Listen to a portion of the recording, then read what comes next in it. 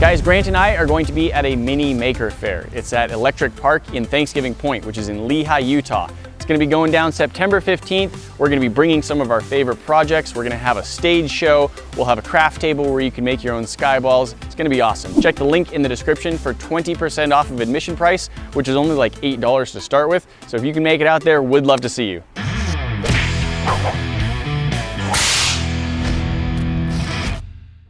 YouTube user Ricky Alvarez wanted to see what would happen if we put a smoke grenade inside of a watermelon. We're pretty sure it would just make smoke inside the watermelon and leak out wherever the hole is.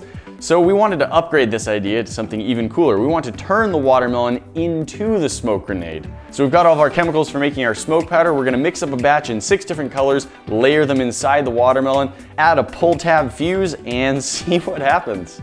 The idea here is simple. We've got a great recipe for making smoke powder and several different colors. We'll mix up a batch of each color, layer them inside our hollow watermelon, light it off, and see what the result is. The first step is going to be mixing up a whole bunch of our smoke powder base. That has 4 different chemicals, all of which are a white powder, and we then go ahead and add the colored powders later. But we're not going to do that here. We're going to take this up to the dome and light it off because it's a much better area. We're not bothering people with the smoke. So let's mix up, I don't know, about that jar full of smoke powder base. We'll take that up to the dome, mix up the individual colors, and fill our watermelon.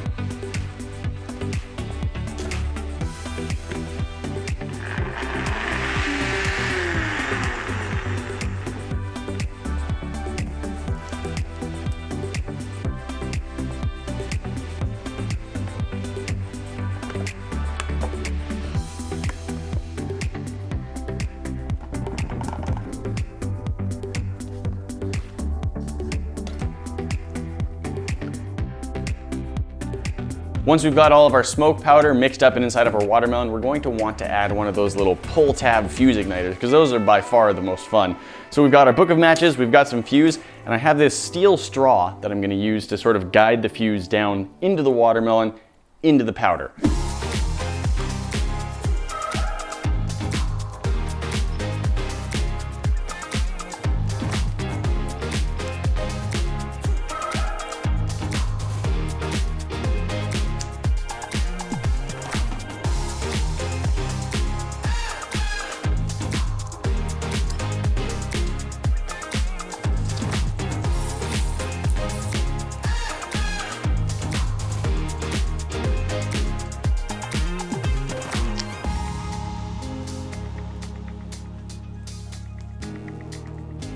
We've got a watermelon, we've got our smoke powder, and we have our pull tab fuse. Let's head up to the dome, hollow this thing out, fill it with smoke powder, and light it up. Here we are out at the dome, so now it's time to hollow out this watermelon and fill it up with smoke powder.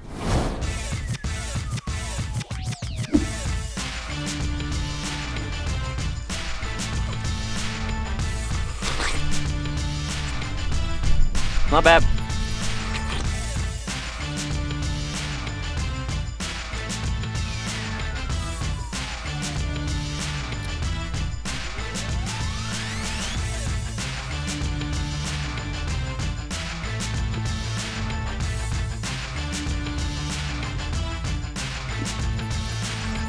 Our watermelon is carved out. It's got holes added into it. It's got a spot for our fuse straw. Let's finish mixing up the smoke powder and fill it up.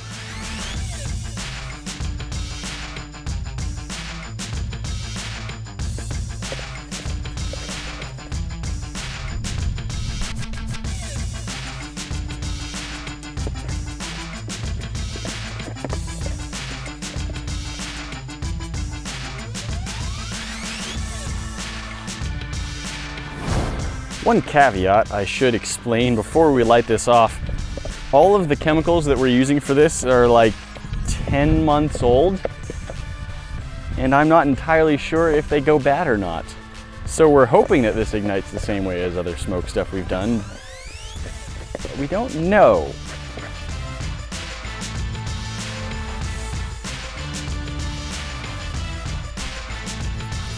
Here we go, a watermelon full of smoke powder. And I mean, like, that is a lot of smoke powder in there. Here we go, pull tab.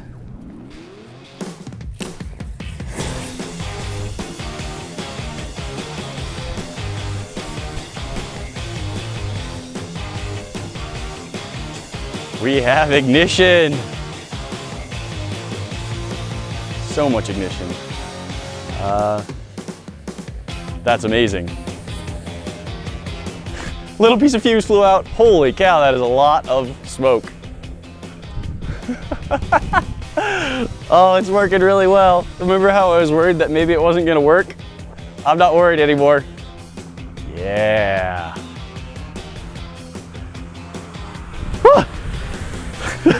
It's getting more energetic.